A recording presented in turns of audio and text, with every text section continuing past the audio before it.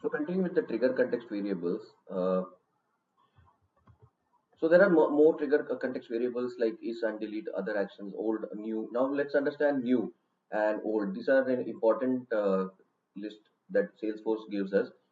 Salesforce will give us a list of new records that are being inserted into the database. Okay, so and if it is an update, the Salesforce will load the new list with new records getting updated. These are buffers kind of thing which you can use in your triggers. Similarly, old is for the old version. Like say you're going to update a record, the old values will be filled up in the old list. And similarly, you have a new map and old map. If you know, map is a key value pair, right? So here, not only will you get a list, you'll also get the current ID. So it is useful for searching by ID, current ID of the record being updated or inserted. In the case of insert, you will have only new, and in the case of update and delete, both old and new will be. Oh, sorry. In the case of update, both old and new, old map and new map will be having the data. Like say, if you're making a record HDFC Bank to ICICI Bank, the HDFC Bank will be in the old and ICICI Bank will be in the new list. Okay, so size is the total number of record that there is the size of the list that you usually get. Usually the size is 200.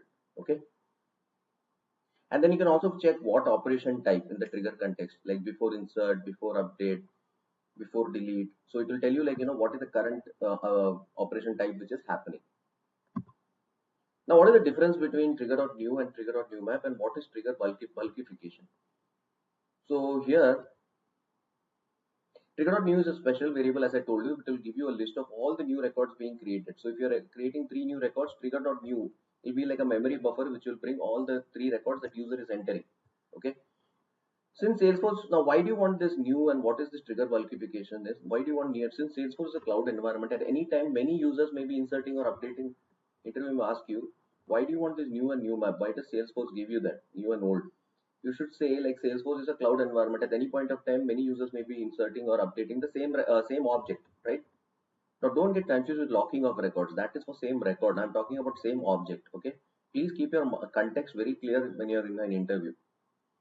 Salesforce internally takes all these new records. What it does is in the cloud and sends us as a batch of records called as trigger.new or trigger.old. So help us process in triggers. So if somebody is updating a record, suppose 300 records are getting, 20 people are updating the same as object. So Salesforce will give you a list of all those records which are being changed. Okay, Salesforce does it internally for us. You don't need to do anything. So this is the Salesforce architecture which gives you a list of old and new, old map and new map of the records being changed or inserted or deleted. Salesforce also gives you a trigger.new map, which is a collection of key value pairs. What the benefit of this is, it contains new records. It is organized by unique ID. This is useful to find a record by its ID. You can say trigger.newmap.get, okay, and you can find by ID. So it is useful for finding a record by its ID. For updates and deletes, Salesforce also provisions trigger.old list in addition to the trigger.new, which holds the old value of the record being changed or deleted. Trigger.new and new map in this case holds the new values that is being updated.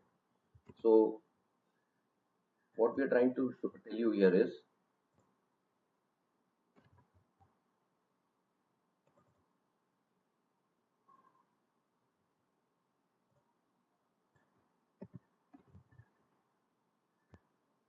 let me give you a quick explanation. Like say for example, now you are creating a new record called as HDFC Bank. Okay, you create a new record, say HDFC. Just a second. So suppose you create a new record called HDFC Bank. Okay, what will happen is in the trigger.old there will be no values in the before insert, and in the trigger.new the buffer will store HDFC Bank. Similarly, in the after event, trigger.new will contain value, old will not contain any values. Now, suppose you are going to change it to ICICI Bank update operation. Okay, so what is happening? Old value is what?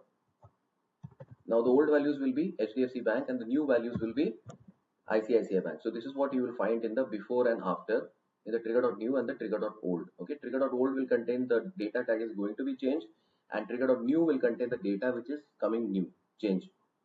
Same with delete. In the delete, what will happen is you'll only have in the trigger.old. Now suppose you have changed it to ICICI Bank.